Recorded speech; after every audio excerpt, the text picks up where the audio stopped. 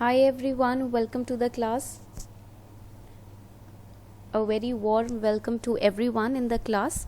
So today we are going to study class 11th NCERT Fundamentals of Physical Geography chapter number 3 and chapter number 4. We are going to start with the landforms and the evolution of landforms in your physical geography, fundamentals of physical geography. So in class 11th we have two NCERTs. One is India's physical geography and second is the fundamentals of physical geography.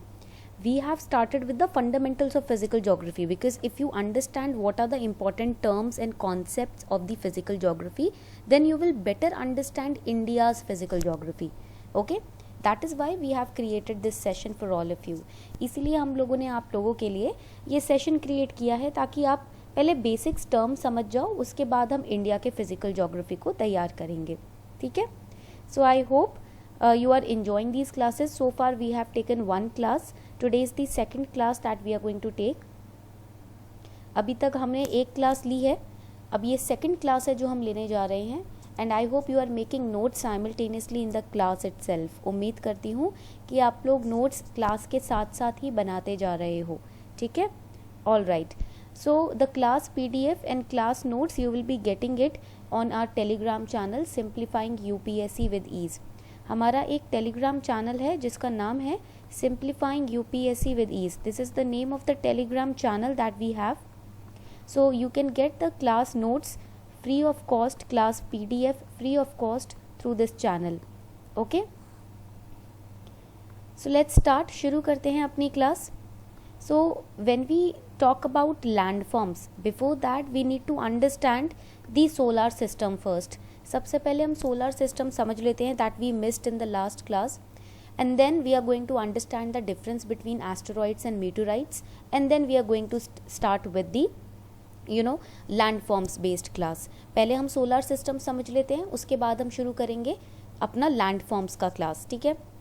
So when we talk about solar system we know that इसके अंदर हमें पता है कि solar system में जो आपका Pluto planet हुआ करता था वो एक ड्वार्फ प्लैनेट हो गया है, right. So that is why now it is not counted in the solar system. उसको अब हम सोलर सिस्टम में काउंट नहीं करते हैं. Okay. So when we talk about solar system it consist of sun and the 8 planets. इसमें sun आते हैं. Earlier there were 9 planets, but now Pluto has been removed from the list of planets. It's a dwarf planet now. So solar system has the sun and we have 8 planets over here. ठीक है. And it consists of other bodies, celestial bodies also. We have comets, we have asteroids, and we have meteors. Now this is very important.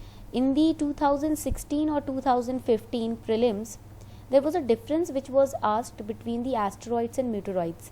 मीटरॉइड्स और asteroids के बीच में difference पूछा गया था. ठीक है. So these statement wise questions are coming in prelims. Prelims के अंदर ये स्टेटमेंट वाइज क्वेश्चन आ रहे हैं. So we will also study the difference between asteroids and meteoroids. Okay. And from class 11th NCERT this year's 2020 mains paper of GS paper 1, it had questions from class 11th NCERT.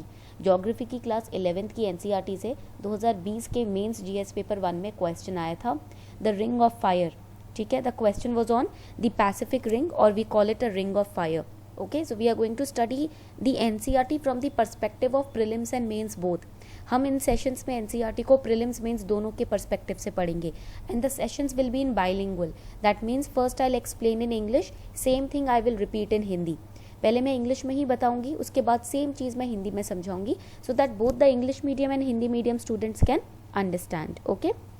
So this is the solar system, the basic form of solar system. यहाँ पर sun हो जाता है, then we have Mercury, Venus, Earth, then Mars, Jupiter, Saturn, we have Uranus and Neptune. And I told you about these rings also. In the last class we discussed why these rings have been formed around the planets. हमने last class में पढ़ा था कि ये rings planet के आसपास क्यों बनते हैं. ठीक है. Point clear हो गया सभी को. चलो. So let's first start with the concept of the dwarf planets and the regular planets. अब सबसे पहले ये concept समझते हैं कि dwarf planets क्या होते हैं और regular planets क्या होते हैं. ठीक है. There is a perfect definition that has been given regarding the dwarf planet and regular planets by the International Astronomical Union, which is also known as the IAU. So International Astronomical Union, which studies and researches about the planets, the celestial bodies in the space, they have given a definition in 2006. 2006 में एक definition दी गई थी. What is a planet? Planet is a body, it's a celestial body which qualifies 3 definitions or 3 conditions. 3 conditions है. अगर कोई भी celestial body उन 3 conditions को फुलफिल कर देती है तो वो प्लैनेट है. Any celestial body if it fulfills these 3 conditions then it's a planet. First condition is it should orbit a star. Star here means the sun. हमारे सोलर सिस्टम में जो स्टार है, बिगेस्ट स्टार है, वो sun है. Right, all of you know this, right. So any celestial body that orbits the star, first condition, it's a planet. पहला condition है ये. You have to fulfil all the 3 conditions. आपको ये तीनों condition fulfil करने होंगे तभी आप प्लैनेट कहलाओगे. ठीक है, तो पहला कंडीशन एक प्लैनेट का हो गया, it should orbit a star, and in our solar system that star is the sun. Okay. Second condition is that it should be big enough to have enough gravity to force it into a spherical shape. Right, over here you can see in the last class when we understood the formation of planets, the evolution of planets, we understood that because of gravity, when the nebula was moving around, जब nebula rotate कर रहा था, ठीक है, move कर रहा था, तो उसके स्पीड की वजह से जो ग्रेविटी था, because of the gravity, right, the force was moving inwards. Force जो था रोटेशन के बाद इनवर्ड्स मूव कर रहा था, it was moving inwards because of the gravity. So the second condition is because of gravity it should be spherical in shape. That means while the nebula, the cloud of gas is rotating, right, the force should move inwards so that in the end the gases can be wiped away and we will be getting a tiny ball of or tiny mass of planet. Okay, तो इसके अंदर आप देखोगे that it should be big enough to have enough gravity to force it into a spherical shape that we understood in the evolution of planets in the last class. Now the third condition is, आपका third condition होता है, it should be big enough that its gravity cleared away any other objects of a similar size near its orbit around the sun. Right? So if these 3 conditions are fulfilled, अगर ये condition fulfill हो जाती हैं, अब now third condition says अगर there are any rocky bodies, any rock based bodies around that planet, it should be wiped away, it should be cleared away from the path. Gravity should be so strong. इतनी gravity होनी चाहिए कि उस planet के आसपास छोटे मोटे जो भी rocky planets हैं या rocky bodies हैं वो clear हो जाने चाहिए, path clear हो जाना चाहिए. In the orbit of the sun, the path of the planet should be clear. It should clearly orbit the sun without any obstacle. ठीक है, so these are the 3 conditions that are required to be fulfilled if you want to term any celestial body as a planet. यहाँ तक point clear हो गया सभी को. ये planet की बेसिक डेफिनेशन है, कंडीशंस हैं जो IAU ने दी है. These are the basic conditions that planet has to fulfill in order to be eligible for becoming a planet, given by IAU in 2006, and this is extremely important for your prelims. ये आपके prelims के लिए बहुत important है. Okay, now coming on to the term dwarf planet. This is a normal regular planet. Now what is a dwarf planet? Dwarf planet again it's a celestial body only. All these are celestial bodies. ये जो हम इधर देख रहे हैं ना in the image, all these are celestial bodies. But dwarf planet is that celestial body which is orbiting a star, ठीक है, but it is massive enough to be rounded by its own gravity. यानी कि इसका एक fixed path नहीं है. It does not have a fixed path to orbit around the sun. ठीक है, इसकी gravity इतनी ज़्यादा है, it is rounded by its gravity, it is so huge that it has no clear path. ठीक है, कोई एक ऑर्बिट नहीं है, फिक्स ऑर्बिट नहीं है. It is so heavy in itself that it has no clear fixed path to rotate around the star. ठीक है, तो आप बोल सकते हो इनके ऑर्बिट में, इसके पाथ में, डॉर्फ प्लैनेट के पाथ में, it is not gravitationally dominant. Okay, that is a dwarf planet. That is why we say Pluto is a dwarf planet, because it has no fixed orbit and its own gravity is so huge that it is going further away from its star. Star से, सन से और दूर जाता जा रहा है Pluto. Y? Because उसकी खुद की ग्रेविटी इतनी भारी है कि उसका एक पर्टिकुलर पाथ नहीं है, वो अपने पाथ में नहीं रह पाता. It falls off from its own orbit. That is why it is going further away from its star and we term it as a dwarf planet. Point clear हो गया? dwarf planet का मतलब समझ आ गया सभी को? ठीक है, okay. Now let's move forward, आगे बढ़ते हैं. Now what are celestial bodies? We are again and again studying these celestial bodies. Dwarf planet, normal planet, star. ये celestial bodies होती क्या हैं? So these are bodies like sun, moon, stars, right, which shine in the night sky. Some celestial bodies are very big, some are very small. For example Pluto बहुत छोटा है, ठीक है, दूर हो गया है. So some celestial bodies are very big and some are made up of gases, some are made up of heat, they have their own light, अपनी खुद की लाइट होती है, अपनी खुद की चमक होती है, which they reflect around, which they emit around themselves. For example sun, for example आपका sun हो गया, it has its own light and it emits its own light, अपनी लाइट को और planets के ऊपर भी ये emit करता है, ठीक है. And because of sun's light the planets they get day and night, concept of day and night. ठीक है, पॉइंट क्लियर हो रहा है सभी को. So the sun and the moon and all those glittering objects in the sky that you see, these are celestial bodies. जितनी भी ये ग्लिटरिंग ऑब्जेक्ट्स है ना आपको आसमान में दिखते हैं, वो सब क्या है, सेलेस्टियल बॉडीज ही हैं. ठीक है, पॉइंट क्लियर. चलो अब बढ़ते हैं आगे. Now let's move forward. So over here you can see that there are 8 planets in our solar system. हमारे solar system में 8 planets होते हैं. There are Mercury, that then we have Venus, then the third one is Earth, then we have Mars, Jupiter, Saturn, Uranus and Neptune. And these planets have been arranged as per the distance these planets have from the sun. Sun से जो इनकी distance है उस basis पे हमने इनको arrange किया हुआ है. The closest one is Mercury, ठीक है. The farthest one is Neptune. This you have to remember for prelims. ये आपको prelims के लिए याद रखना है, ठीक है. यहाँ तक point clear हो गया सभी को. So now over here we have to understand there are 2 kind of planets. First are inner planets and second is outer planet. अब planets भी जो होते हैं वो 2 parts में divided हैं. Even the planets are divided into 2 categories. First category of planet is known as the inner planet. Now inner planets are those planets which are very near to the sun. So here the example can be Mercury. यहाँ पर आप देखोगे over here the example can be Mercury over here. ठीक है, the example can be Venus, the example can be Earth. So these are the planets which are very close to the sun, जो sun से बहुत पास हैं.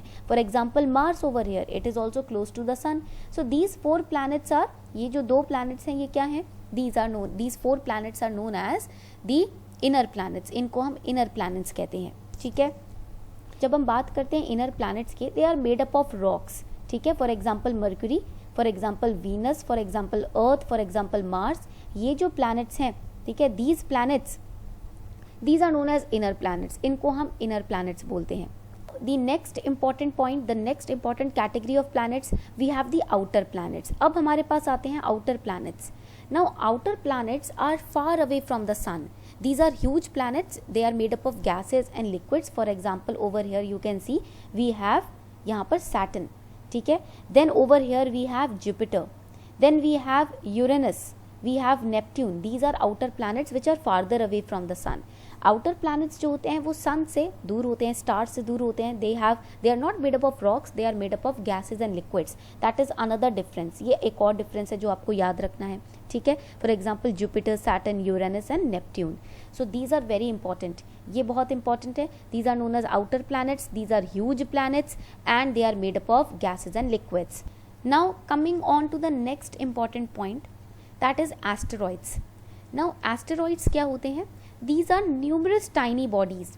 In the space, in the outer space, you will find there are different belts of asteroids. आप outer space पे देखोगे कि asteroids जो हैं उनके different belts होते हैं. You will find different belts or lined up asteroids in the space, and they are moving around the sun. Apart from the planets, there are different belts of asteroids. Planets के अलावा भी belts होते हैं asteroids के. These are small little bodies. ठीक है, छोटी छोटी bodies हैं. These bodies they also orbit around planets like Mars and Jupiter.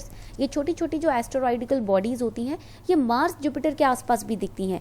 They are not found around Earth. Earth के आसपास इतनी bodies नहीं दिखती, but yes, around Mars and Jupiter there are numerous belt of asteroids.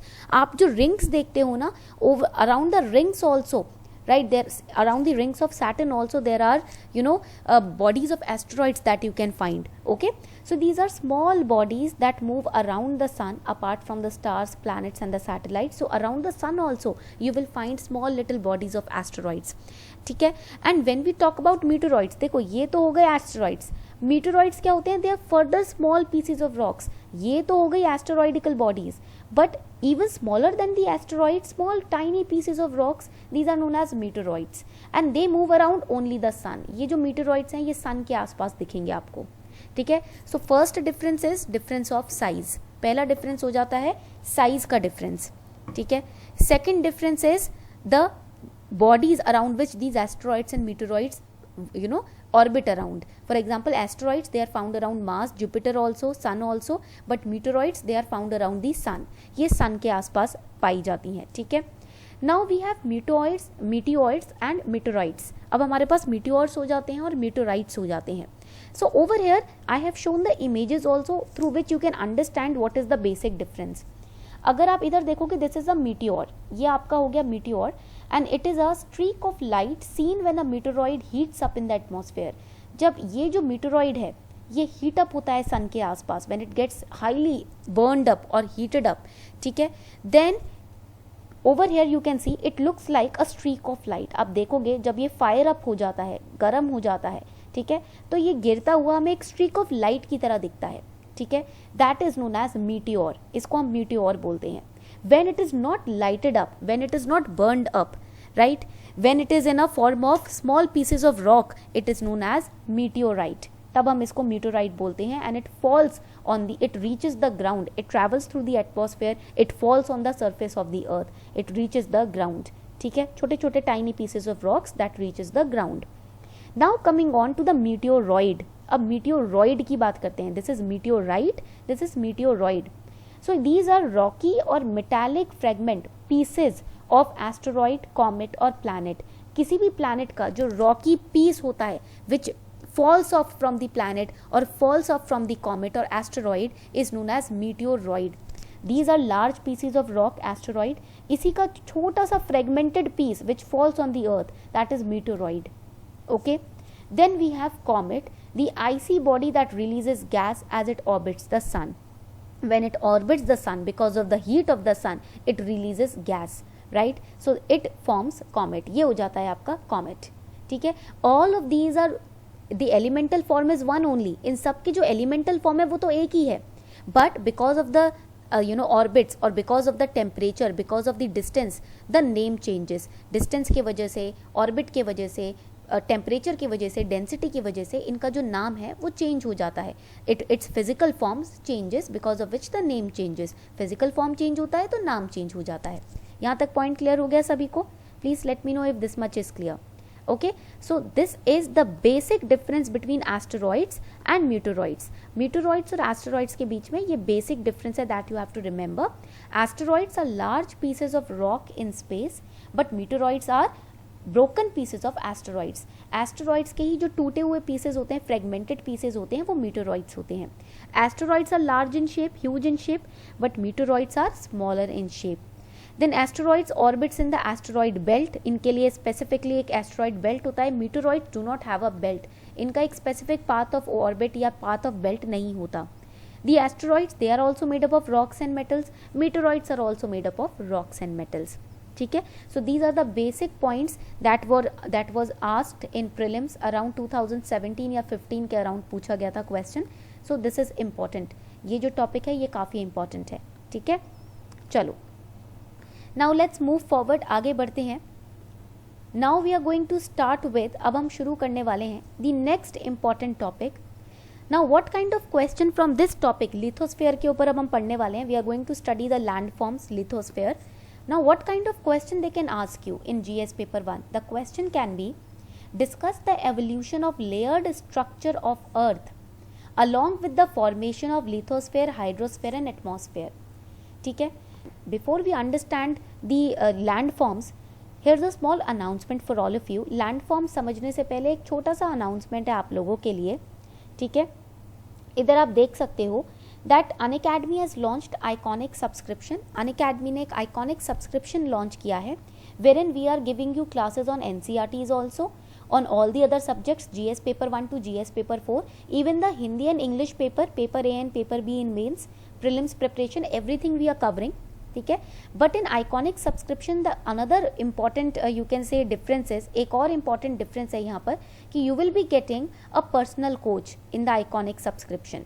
ठीक है. Personal coach means one personal educator, one personal coach will be allotted to individual student who will track your discipline, your strategies, your time table and your studies. आपकी पढ़ाई को track करेगा continuously ये personal coach from your prelims till your interview. Okay. So they will be providing you one on one guidance, आपके sessions होंगे personal उनके साथ, ठीक है। आपको प्रेपरेशन स्ट्रैटेजी फॉर्म करने में हेल्प किया जाएगा। He will also keep an eye on your targets if you are achieving them और not. And mains question and answer practice आपको करवाई जाएगी। There will be a study planner which will be given to you, according to which you have to plan out your time table, okay, and there will be daily live classes, recorded classes will also be there, live test and quizzes will be there, structured courses होंगे, and 100% syllabus completion within specified time, ठीक है। अगर आपको 6 महीने की classes लेनी है, आप 6 महीने की ले सकते हो, 4 महीने की ले सकते हो, 3 महीने की ले सकते हो, even 1 year batch, 2 year batch, everything is there on Iconic Plus subscription. And you can also get 10% discount if you subscribe using the code Sharma20, ठीक है। तो इससे क्या होगा, आपको 10% डिस्काउंट भी मिल जाएगा इस कोड से, प्लस आपकी पूरी तैयारी प्रॉपर तरीके से स्ट्रक्चर्ड मैनर में होगी। And prices are increasing from 25th, ठीक है, of January 2021. So before that you can subscribe to Unacademy plus and get your seat booked on the iconic plus subscription. Okay, so this is a small announcement for all of you. छोटी सी announcement है iconic subscription को लेकर, ठीक है। बहुत important opportunity है। अगर आप एक बिगिनर हो और आपको एक गाइडेंस चाहिए तो आप इसको आज ही सब्सक्राइब कर सकते हो, ठीक है।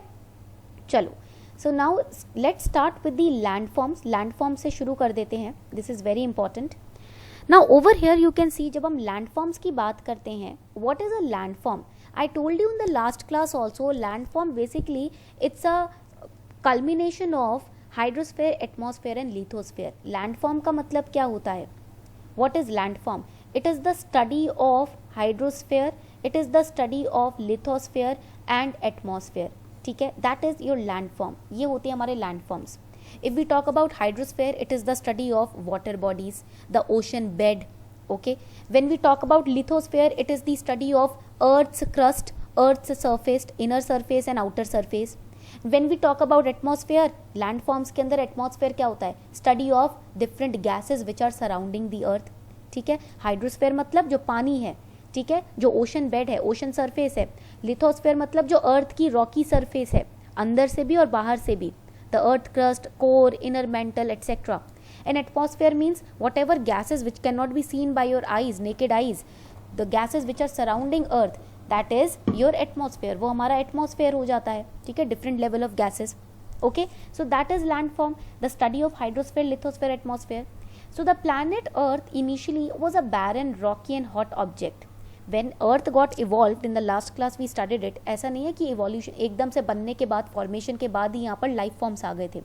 It is not such. In such a manner we cannot study Earth that just after getting formed it had life forms. No, it is not true. ठीक है, it took lot of years for the life forms to evolve on this planet. इस planet पे life forms को evolve होने में काफ़ी समय लगा है. So initially it was a barren planet, hot object था, barren object था, with a thin atmosphere of hydrogen and helium. Underline this. This is important. Initially कौन सी gases थी जो prominent थी, dominant थी? Hydrogen, helium. I told you about the gases which are prominent today. आज के time पे कौन सी दो gases prominent है अर्थ पे, जल्दी से बताएं. If you have attempted the class, then you will be in a position to answer it. The two prominent gases which are very prominent in today's time, yes, it's nitrogen and oxygen. Nitrogen और oxygen वो दो gases हैं जो आज के time पे बहुत prominent है.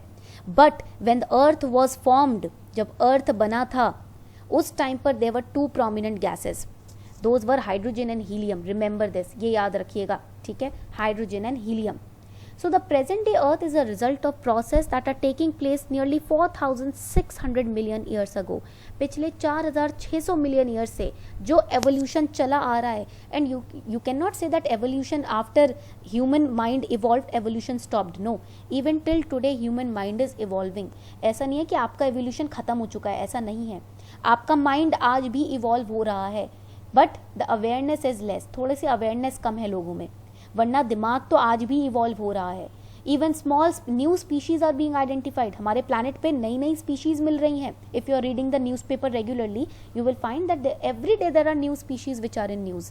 Weather snake species, whether insects, right, whether birds, नई नई स्पीशीज निकल के आ रही हैं. That is also the evidence of evolution. वो भी प्रूफ है, प्रमाण है कि एवोल्यूशन हो रहा है. ठीक है, new species of plants are coming up. Plants की भी नई स्पीशीज आ रही हैं. So that is the process of evolution that is going on since ages, million of years ago. तब से evolution start हुआ और अब तक चल रहा है. ठीक है, पॉइंट क्लियर हो गया यहाँ तक सभी को? ओके.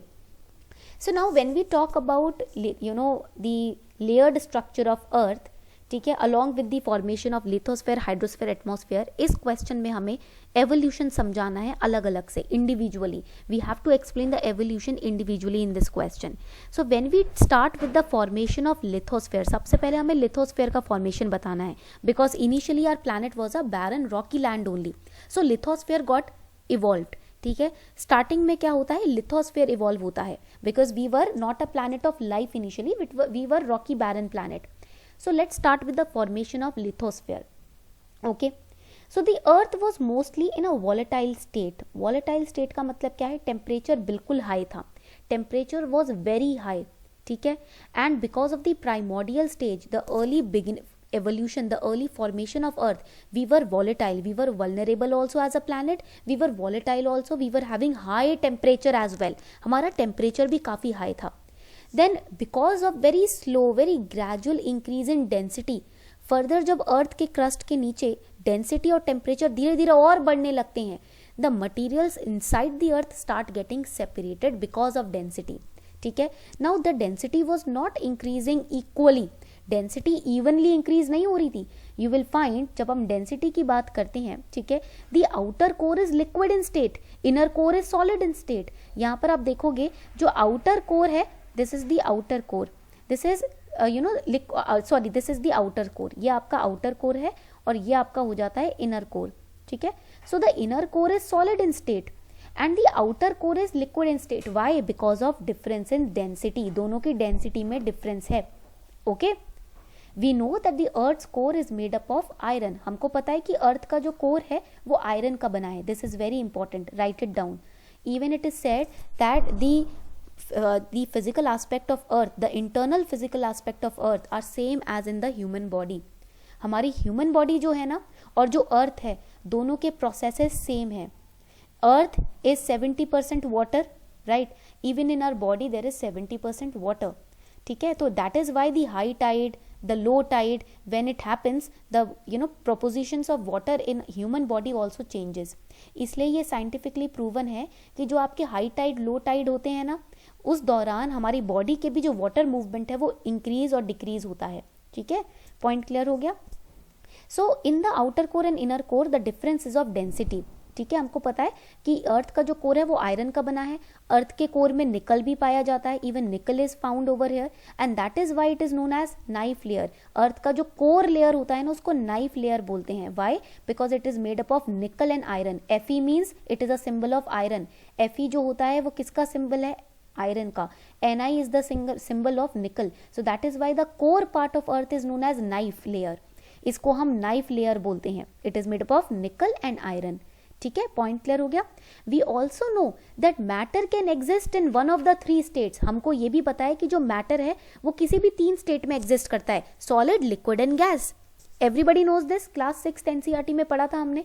ठीक है, देखो यहाँ पर एक क्वेश्चन लिख लो फटाफट से. Please write down the question that the inner core is hotter, the inner core is hotter than the outer core, but the inner core is solid. Why? This is the question. ये आपका question है.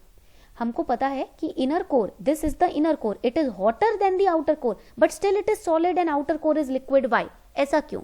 अगर सबसे ज्यादा गर्म है inner core तो इसको लिक्विड होना चाहिए था. This is the question. So let us find the answer to this question. इस क्वेश्चन का ना आंसर देख लेते हैं. ठीक है, let's see the answer to this question. Okay, तो first point will be that we know, हमको पता है. I am going to explain you the density. मैं आपको डेंसिटी का रीजन समझा रही हूं, तो ध्यान से सुनना. What is density, what is high pressure, what is low pressure, this concept should be clear in your head. Okay, so we know that the earth's core, इसको आप लिख लीजिए ताकि आपको रिवीजन के टाइम पे हेल्प हो. ठीक है, we know that the earth's core it is made up of iron and nickel. That is why it is known as, इसलिए इसको हम क्या बोलते हैं? NiFe layer. That is why it is known as the knife layer. ठीक है, but we also know that matter exist in 3 states, matter 3 states में exist करता है. We have liquid, gas and solid state, these are the 3 states. Okay, and for that we need to have right pressure and right temperature. The matter to exist in liquid, gaseous and solid state requires right pressure, it requires right pressure and right temperature. समझ आ रही है बात?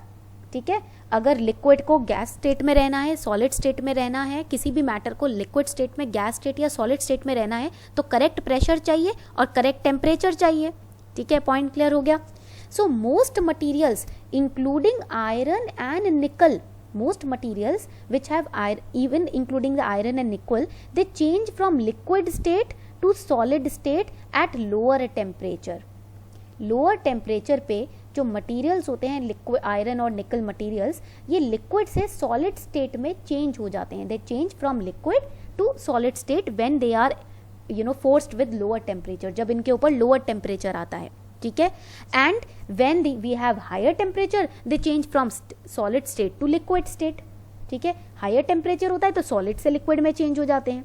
सो in high pressure, जब pressure आपका high होता है, then materials they turn from liquid to solid. Remember this, high pressure में liquid से सॉलिड, लो प्रेशर में आपका सॉलिड से लिक्विड. हाई प्रेशर में टेम्परेचर लो होता है. ठीक है, in high pressure temperature is low. So this is the relation that you have to understand. Same relation exists over here. Same relation यहाँ exist करता है. ठीक है, so the reason why inner core is solid in state is, reason क्या होगा जल्दी से बताओ. Inner core is solid in state. Why? Because pressure is high. क्योंकि यहाँ पर जो pressure है वो high है, high pressure HP. ठीक है, pressure is high. So that is why it changes from liquid to solid. Liquid से molten state से solid state में आ जाता है. From molten state it comes into a solid state because of high pressure. ठीक है, तो और temperature यहाँ क्या होता है, लो टेम्परेचर, हाई प्रेशर. ठीक है, तो ये क्या बन जाता है, सॉलिड बन जाता है. And when this solid changes into molten form, the pressure is, जल्दी से बताओ, जब ये सॉलिड मोल्टन फॉर्म में हो जाता है, प्रेशर क्या होता है यहाँ पर, low pressure. Very good. Temperature high, high temperature, low pressure. Point clear हो रहा है. और जैसे जैसे ऊपर जाते हैं टेम्परेचर हाई होता जाता है. As we move up temperature increases. ठीक है, अभी यहाँ पर डिफरेंस समझ आ गया. कोई डाउट किसी को? ये बेसिक कॉन्सेप्ट है जो आपको समझना चाहिए. These are the basic concepts that you should understand. High pressure and low pressure, high temperature, low temperature. Okay, चलो now we are going to draw a diagram. एक छोटा सा डायग्राम बनाते हैं. This diagram it will be helpful for all of you in your mains answer writing. ठीक है, तो ये डायग्राम जो है वो आपके मेंस आंसर राइटिंग में आपको हेल्प करेगा. Just draw this diagram with me. ये डायग्राम फटाफट से बना लीजिए मेरे साथ. We are going to understand the earth crust. हम अर्थ की क्रस्ट को समझने वाले हैं. This is very important diagram. ठीक है, तो ये एक पिज्जा का शेप हो गया. Over here we have the ocean. देखो यहाँ पर ना हमारे पास ओशन है. I show you the ocean. This is the ocean. ठीक है, ये कलर्ड एरिया जो है this is the ocean. This is the lithosphere that we are studying. Okay, ये हो गया आपका ओशन. एंड ओवर हेयर यहाँ पर हमारे पास कॉन्टिनेंट हो जाएगा. This is the continent, the land form. For example जो भी आपके कॉन्टिनेंट्स हैं, जो भी आपके अर्थ सरफेस है वो यहाँ पर आ जाएगा. ठीक है, आई एम कलरिंग इट. इसको अलग से कलर करके दिखा देती हूँ ताकि आप समझ सकें. ठीक है, over here you will understand it better. तो ये हो गया आपका continent. This is the continent over here and this is the ocean over here. ये आपका वाटरी एरिया हो गया, ओशन हो गया. ठीक है, now this area is known as crust. ये जो एरिया है, ठीक है, ये आपका क्रस्ट कहलाता है. This is the crust area. 10 kilometre का ये जो एरिया है सरफेस से, this is the crust. And it is also known as the outer most. इसको और क्या बोलते हैं, outer most solid part of earth. It is the outer most solid part of earth. And write it down, it is brittle in nature. ये diagram आपको bonus marks fetch करने में help करेगा. This diagram will help you in fetching bonus marks in mains. If question comes on lithosphere, you can create this diagram also. Okay, so it is brittle in nature. What do you mean by brittle? Easily breakable. Brittle का मतलब क्या होता है, जो easily टूट सके. That is brittle in nature. ठीक है, because during the earthquake, it is the crust that breaks easily.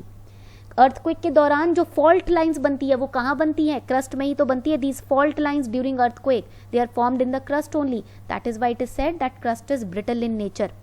Okay, point clear हो गया. Then the next level we have, ये जो नेक्स्ट लेवल है अपना, ये लेवल होता है upper mantle. It is known as the upper mantle. ठीक है, अब देखो from the continent the distance of crust is 10 kilometers, but from the ocean the distance is 5 kilometer. ठीक है, ओशन से जो डिस्टेंस है वो 5 किलोमीटर है. ठीक है, and here we have earthquakes. यहाँ पर अपने पास आ जाते हैं अर्थक्वेक्स. ठीक है, पॉइंट क्लियर हो गया. Earthquakes they occur in crust.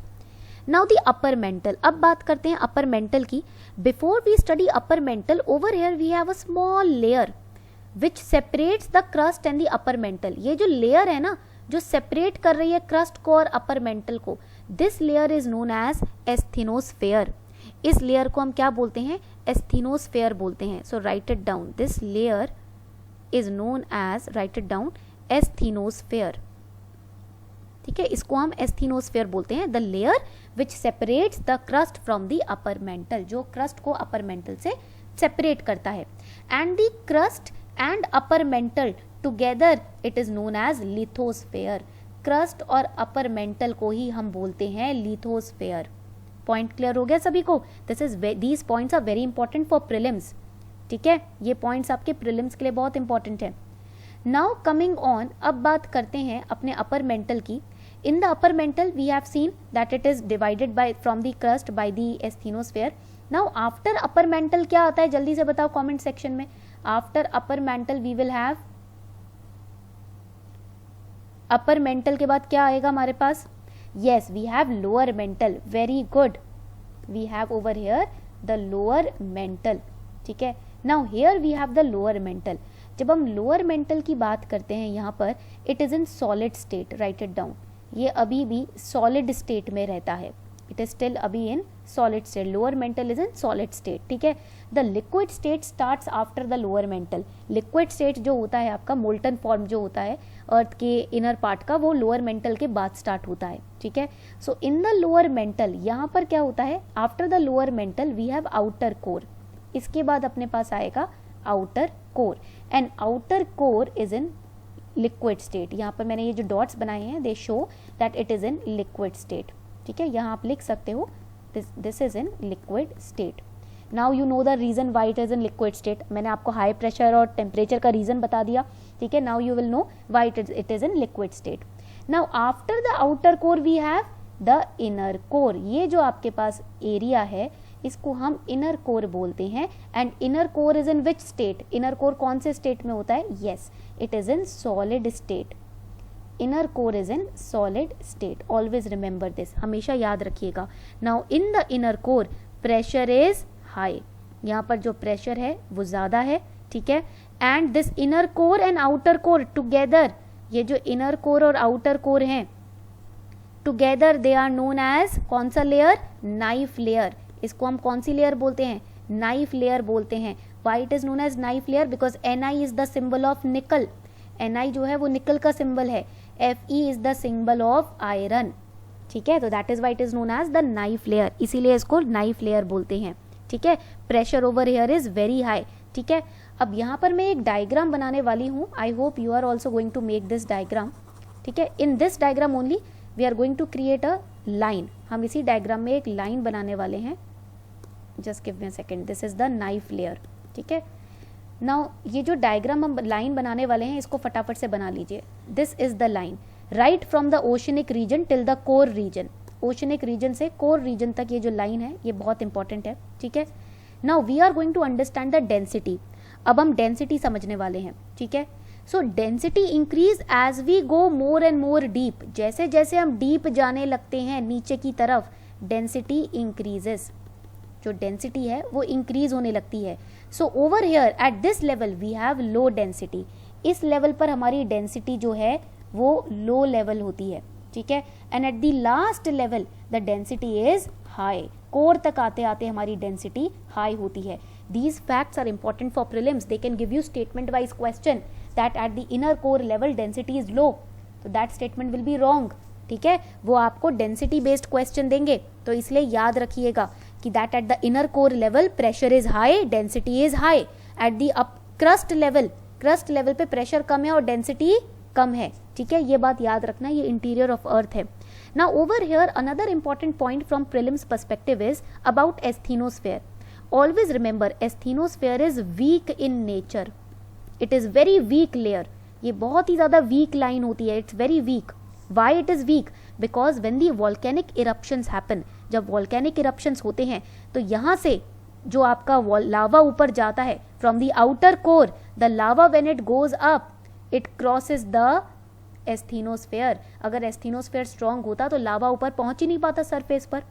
If from the outer core when the lava was going up, if asthenosphere was strong enough, then there would have been no volcanoes, ऊपर ही नहीं बढ़ता लावा, but because the asthenosphere is very weak, the lava, the magma can easily cross the asthenosphere and come onto the earth surface।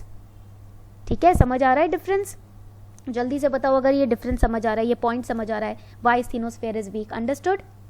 Okay, ठीक है, समझ आ गया। चलो, now in the outer core there is one another feature of outer core, the movement of molten rocks। जितने भी आपके molten rocks है ना, वो यहाँ पर मूव करते हैं आउटर कोर में।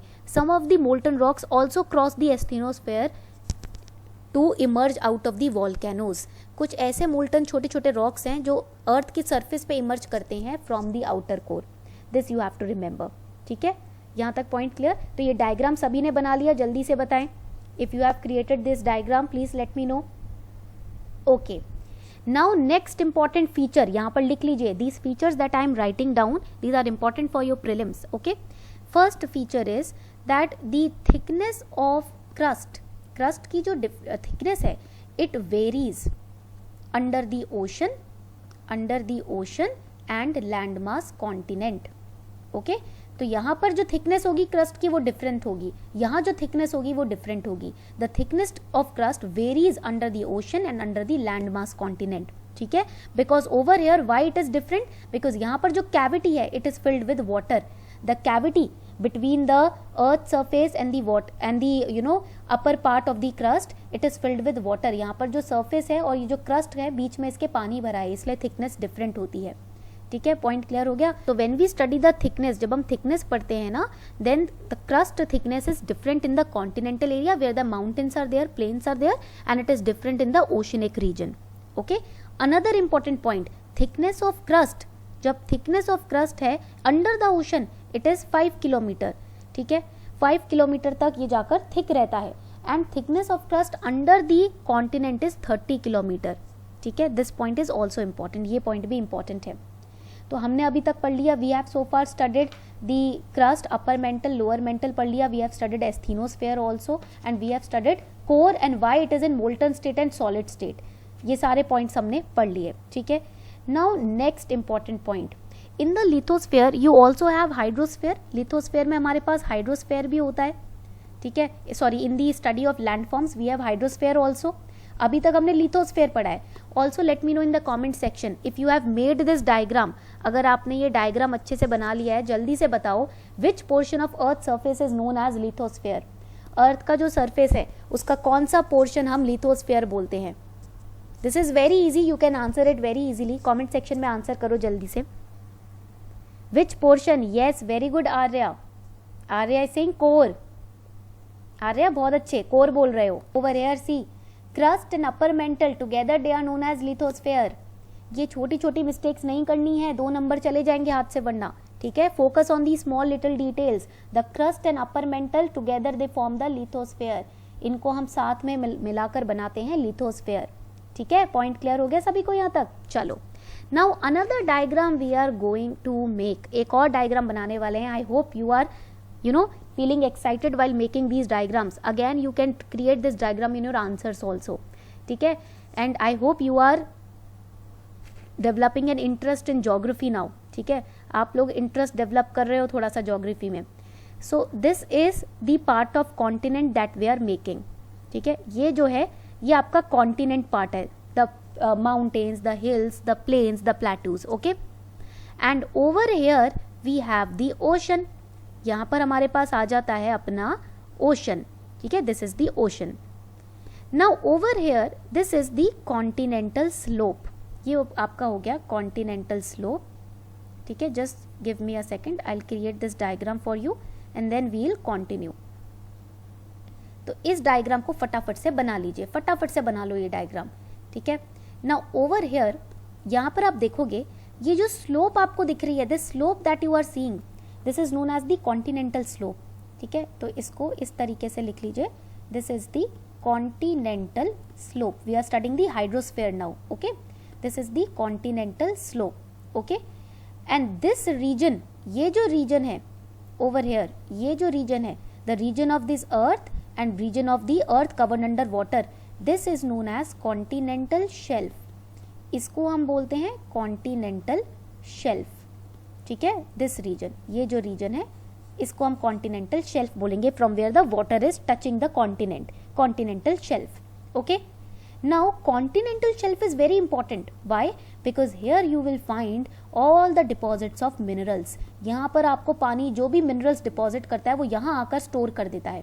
In the continental shelf you can extract many huge amount of minerals, okay.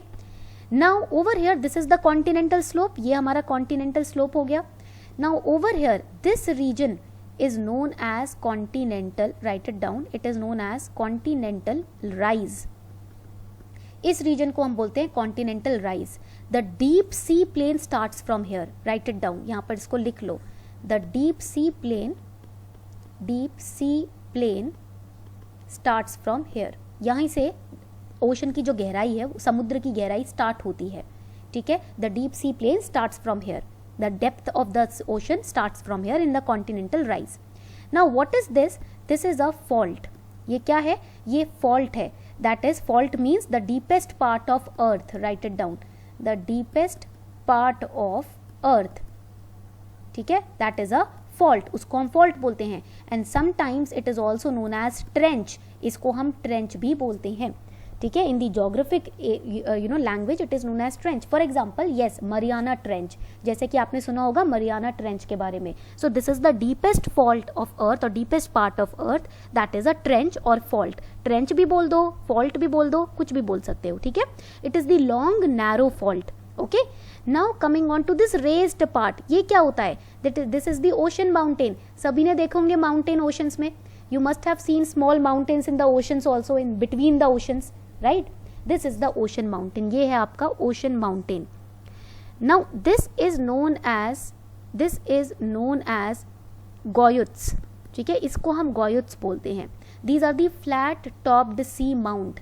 sea में ही टीला बन जाता है, आपने देखा होगा ओशन में नीचे टीला बन जाता है मिट्टी का, right. There are mounts created under the ocean, created out of soil, that is goyuts, उसको हम goyuts बोलते हैं. So write it down, it is the flat topped mountain which is formed under the sea, जो ocean के under बनता है, समुद्र के अंडर बनता है, ठीक है. Now over here this flat portion, ये जो फ्लैट पोर्शन आपको दिख रहा है ना, what is it?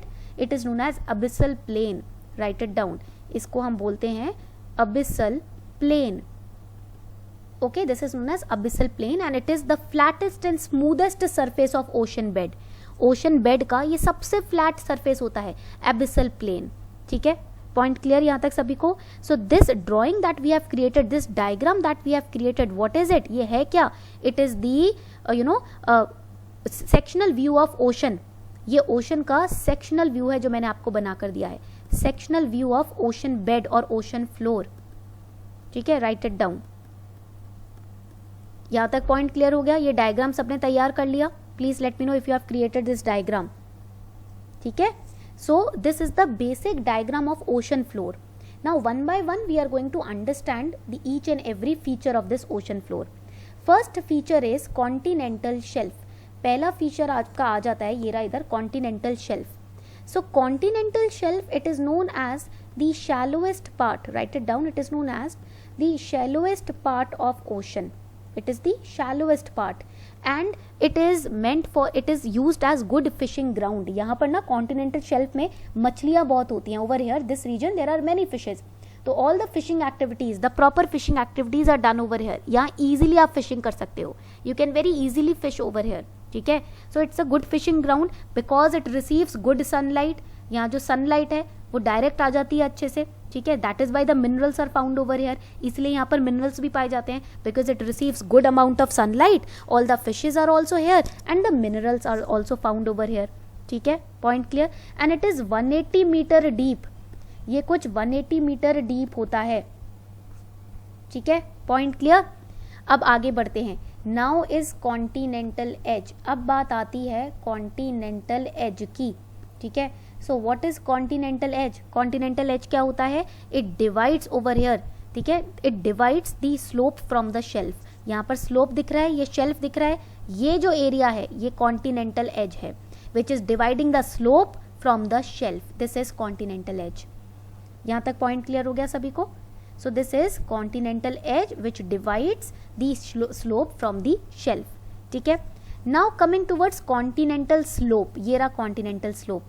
So continental slope connects the continental shelf with the continental rise. ये बीच में क्या कर रहा है, it is connecting ना continental shelf with continental rise, ठीक है। So it is a medium through which continental shelf can be connected to continental rise. इसको हम खड़ी चढ़ाई भी बोलते हैं, we also call it, write it down, खड़ी चढ़ाई, ठीक है, पॉइंट क्लियर हो गया। It's a very steep slope, बहुत ही डीप और स्टीप स्लोप होता है ये, ओके, यहाँ तक पॉइंट क्लियर है सभी को। चलो अब आगे बढ़ते हैं। Now we have the continental rise. What is this continental rise, यहाँ पर आपको सारा डेब्रिज मिलेगा, सारा waste material, that is why it is said keep your oceans clean, अपने ओशंस को साफ रखना है, do not throw everything in the sea और the ocean, because whatever you throw it gets deposited over here in continental rise. जो भी आप फेंकते हो ना गंदगी समुद्र में, ओशन में, वो सारा यहाँ इकट्ठा हो जाता है, all the debris that you throw away it gets accumulated over here, ठीक है। So continental rise is the area where all the debris you will find it very polluted, काफी पोल्यूटेड होता है, सारा डेब्रिस, सारा कूड़ा कचड़ा यहीं इकट्ठा हो जाता है। And here most of the life forms in the ocean they survive over here, इस region में सारी fishes, सारे life forms यहाँ पाए जाते हैं, because of the debris, because of the population, the ecological disturbance can be seen in the ocean, pollution के वजह से यहाँ पर जो आप ecological balance है वो disturb हो जाता है, ठीक है। So continental rise is the area where everything you throw in the ocean gets accumulated, okay, point clear। यहाँ तक point clear हो गया तो जल्दी से बताइए, if the point is clear let me know,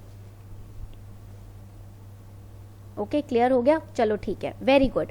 so today we have understood, आज हमने क्या पढ़ा है, we have understood the solar system, asteroids and meteoroids, planets, we have understood the lithosphere, the crust, the diagram of the crust from the prelims perspective, all these points are important, prelims के perspective से सारे points important है। And we have understood the sectional view of ocean floor, again this is important from preliminary perspective, prelims के aspect से ये काफी important है, ठीक है। Now in the next class we will study volcanoes and earthquakes, next class में हम पढ़ने वाले हैं volcanoes, earthquake. Now can I take a short quiz, एक छोटा सा टेस्ट ले ले, छोटा सा test, if you are ready for the test can I take a test, ठीक है, जो आज हमने पढ़ा है उसके बेसिस पे एक टेस्ट ले लेते हैं, ठीक है। How many of you have your Unacademy's learning app with you, आप में से कितने बच्चों के पास अनअकैडमी का लर्निंग ऐप ओपनड अप है, जल्दी से बताएं। All of you have the Unacademy learning app opened up, okay, ठीक है। अनअकैडमी के लर्निंग ऐप पर जाना है और एक छोटा सा टेस्ट देना है। So give the quiz on Unacademy's learning app, Unacademy के लर्निंग ऐप पर क्विज दीजिए, लाइव क्विजेज होते हैं वहां पर, I conduct the live quizzes on geography and we'll meet again tomorrow, ठीक है, in the class number 3। Thank you.